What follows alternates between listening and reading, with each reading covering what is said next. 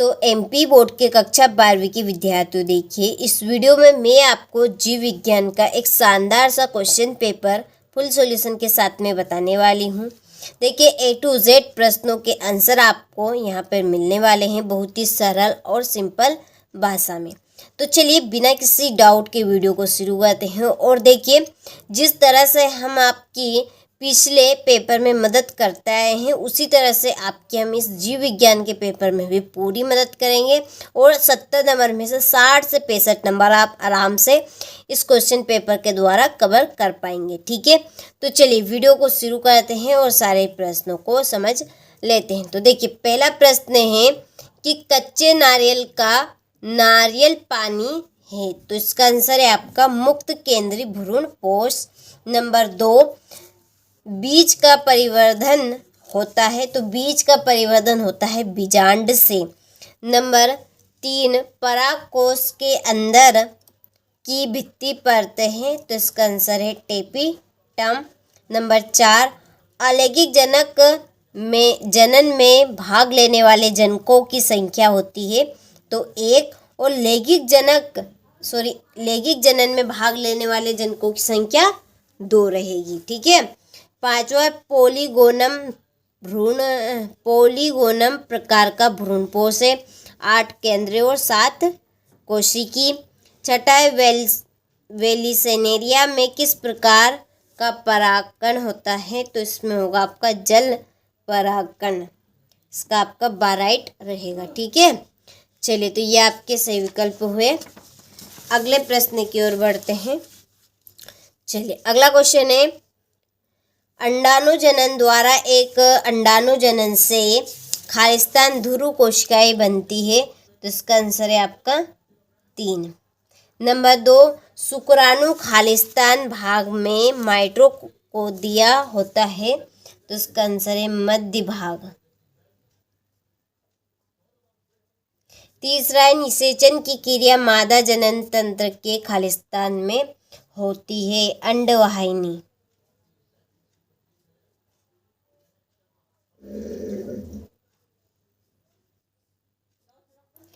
और नंबर 4, भ्रूण और गर्भाशय के बीच संवहनी संपर्क बनाने वाली रचना को खालिस्तान कहते हैं, प्लेसेंटा।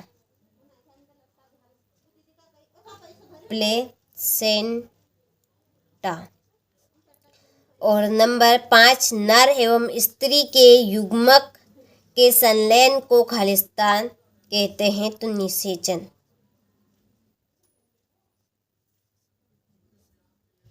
ठीक है। और नंबर 6, खालिस्तान द्वितीयक शुक्र कोशिकाओं से 200 शुक्राणु बनेंगे, तो 400। ठीक है, 400 द्वितीयक शुक्र वाहिकाओं से कितने शुक्राणु बनेंगे, 200।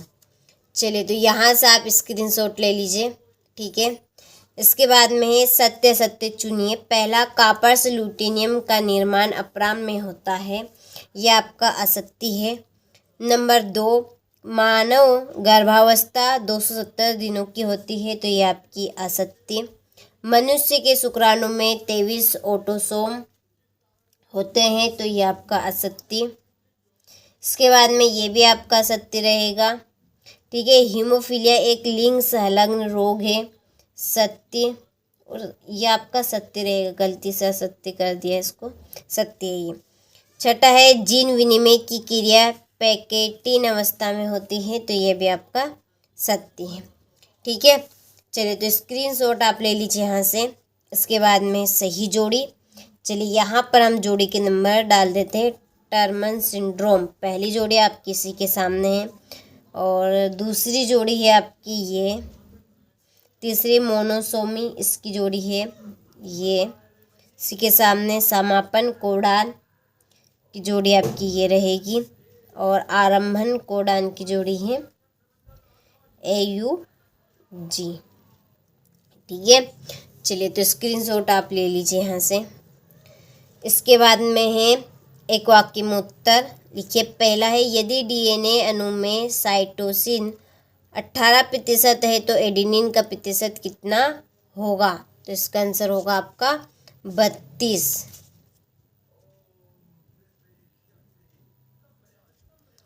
डीएनए तथा आरएनए का पूरा नाम लिखिए। चलिए, तो आरएनए और डीएनए का नाम यहाँ पर हम देख लेते हैं। डीएनए का पूरा नाम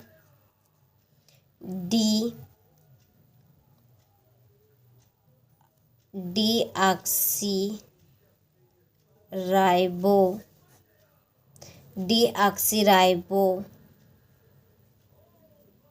न्यूक्लिक एसिड, और आरएनए का पूरा नाम राइबो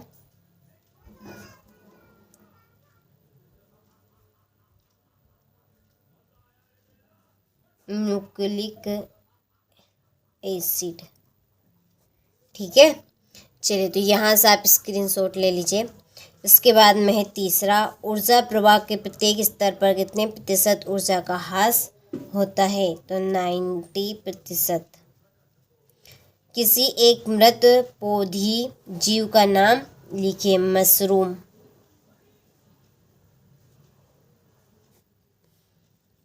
पांचवा है, तालाब के इकोसिस्टम में ऊर्जा का पिरामिड किस दिशा में होता है? तो सीधी दिशा में। इसका आंसर होगा सीधा। ठीक है, चलिए, तो ये आपके वस्तुनिष्ठ प्रश्न यानी कि 1 नंबर में पूछे जाने वाले प्रश्न आपके हो गए हैं। चलिए, अब हम क्वेश्चन नंबर 6 से लगाकर 20 तक के सारे प्रश्नों का सॉल्यूशन देख लेते हैं। तो देखिए, ये है आपका छठा प्रश्न। यहाँ पर देखिए, छठा प्रश्न है, स्वपरागण की 2 हानियाँ लिखिए। देखिए, यही है आपका छठा प्रश्न। स्वपरागण की कोई 2 हानियाँ लिखिए। ठीक है, चलिए, इसी का आपका अथवा पर परागण के कोई 2 लाभ। तो पहले तो आप यहाँ से हानि का स्क्रीनशॉट ले लीजिए। ठीक है, ये फिर ये इसी का अथवा हो गया। ये आपका 7वां प्रश्न, आभासी फल किसे कहते हैं? और इसका अथवा टेपिटम के कोई 2 महत्व लिखिए। तो दोनों प्रश्नों को आंसर के स्क्रीनशॉट ले लीजिए। इसके बाद में आपका 8वां क्वेश्चन, प्लेसेंटा के कार्य हो गए, और इसका अथवा माँ के दूध को नवजात शिशु के लिए सबसे अच्छा क्यों माना जाता है? तो स्क्रीनशॉट आप ले लीजिए। फिर ये आपका 9वां प्रश्न, एक संकर क्रॉस को परिभाषित कीजिए, और इसका अथवा है द्विसंकर क्रॉस को परिभाषित कीजिए। फिर 10वां क्वेश्चन, अनुवांशिक कूट की कोई 2 विशेषताएं लिखिए। ठीक है, और ये आपका 10वें का अथवा डीएनए फिंगरप्रिंटिंग के 2 उपयोग लिखिए। 11वां प्रश्न है, अवशेषी अंग किसे कहते हैं? 11वें का अथवा है समजात अंग क्या है? 12वां प्रश्न है, पोषण स्तर को परिभाषित कीजिए, और इसी का अथवा है सकल प्राथमिक उत्पादकता को परिभाषित कीजिए। फिर आपका ये 13वां प्रश्न है, स्पेक्ट्रोजेनेसिस और यूजेनेसिस में कोई 3 अंतर। ठीक है, इसके बाद में इसी का अथवा पुरुषों में पाए जाने वाले 3 द्वितीयक लैंगिक लक्षण लिखिए। ये आपका 14वां प्रश्न, टीआरएनए, एमआरएनए और आरआरएनए के एक कार्य लिखिए। इसके बाद में ये आपका अथवा है न्यूक्लियोसोम की 3 विशेषताएं लिखिए।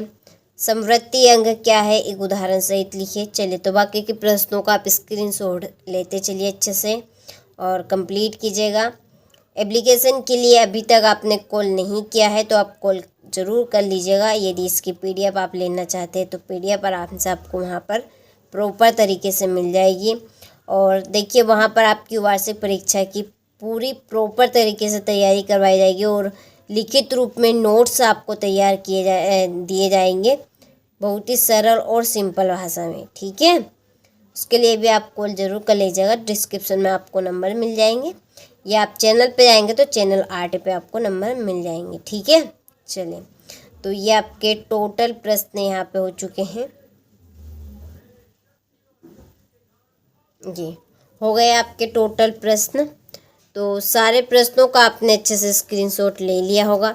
अच्छे से आपको तैयारी करनी है ताकि आप 70 नंबर में से 60 से 65 नंबर आराम से कवर कर सके। ठीक है, चलिए, तो कंप्लीट आप कीजिएगा।